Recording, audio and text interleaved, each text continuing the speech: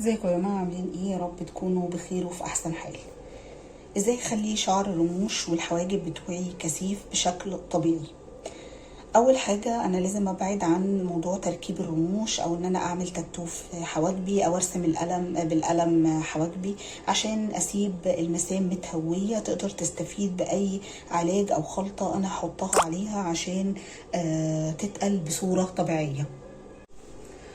انا جربت خلطات طبيعيه كتير جدا، وصدقوني الخلطه اللي انا هقولها لكم دي هي اكتر حاجه فعاله جابت معايا نتيجه، وهي بسيطه جدا من مكونين بس. هي قرنفل مطحون، اقدر اجيب القرنفل واطحنه او اجيب قرنفل مطحون جاهز، وزيت الخروع. برضو زيت الخروع لازم اجيبه من مصدر موثوق منه، مش من اي عطار ولا من اي شركه، لازم حاجه اكون مطمنه لها علشان اقدر اخد النتيجه بتاعتي مظبوطه. يعني ما اجيبش حاجات مضروبه وبعدين اقول دي ما جابتش نتيجه. الطريقه سهله، ما فيهاش اي حاجه خالص. هجيب المسكره، اي مسكره قديمه عندي بغسلها كويس، لازم تبقى نظيفه، وبحط شويه قرنفل مطحون كده. يعني اعمل مثلا خلطه تكفيني اسبوع واجددها تاني كل اسبوع علشان ما تقعدش وقت طويل معايا وتبوظ. واحط شويه زيت، يعني نص معلقه صغيره مثلا على شويه القرنفل دول، واقلبهم بالشكل ده كده اهو.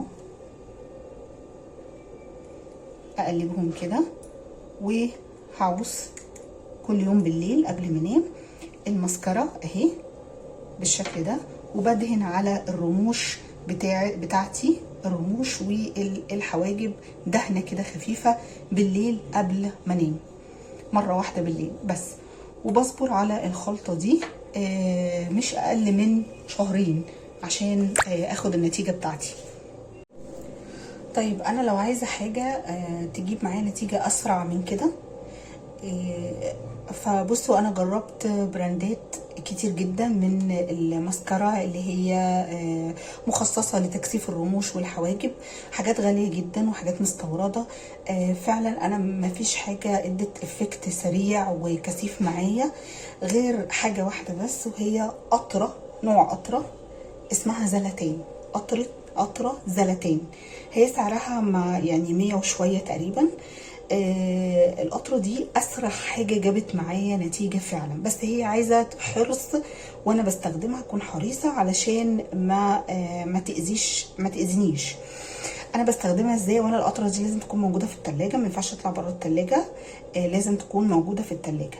انا بستخدمها ازاي؟ مرة واحدة بالليل بحط نقطة على طرف صبعي الصغير ده، نقطة كده اهي، نقطة، وباجي على جدر الرموش في الجفن اللي تحت، وبمسح بصبعي كده على جدر الرموش، الجدر في الجفن اللي تحت كده بس.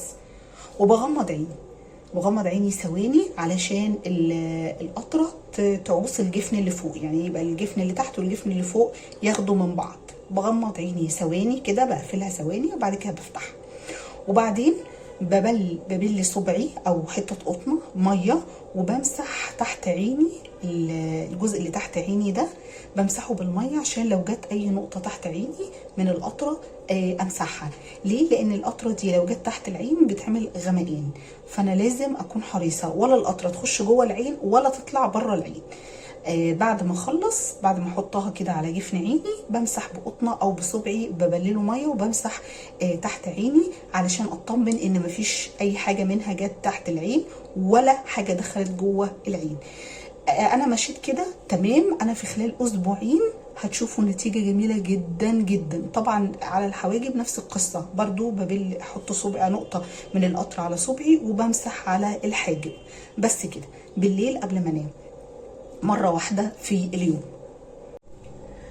حاجة تانية لازم نبقى عارفينها يا جماعة، ان الرموش والحواجب لما الشعر بتاعهم بيخف ده بيكون حاجة من الاتنين، يا اما حاجة عرضية حصلت خلتني اخد مثلا مضادات حيوية كتير، فكتر المضادات الحيوية بيوقع الشعر، الرموش والحواجب، وبيوقع الشعر برضو. يا اما في نقص فيتامينات ومعادن عندي في الجسم، فانا مجرد ما اعالج العرض بادي فيتامينات لجسمي، حديد، زنك كده، اوقف المضادات طبعا بعد ما السبب اللي انا باخد عشانه الادويه دي يخلص. فبلاقي الدنيا رجعت مع الوصفات دي، فالدنيا بترجع لطبيعتها تاني. اما لو انا عندي اساسا دي حاله وراثيه، او ده دي انا طبيعتي كده ان رموشي وحواجبي خفاف، فانا ما ينفعش اوقف الوصفه دي خالص، ولا الوصفه الطبيعيه ولا القطره، انا هفضل ماشيه بيهم على طول.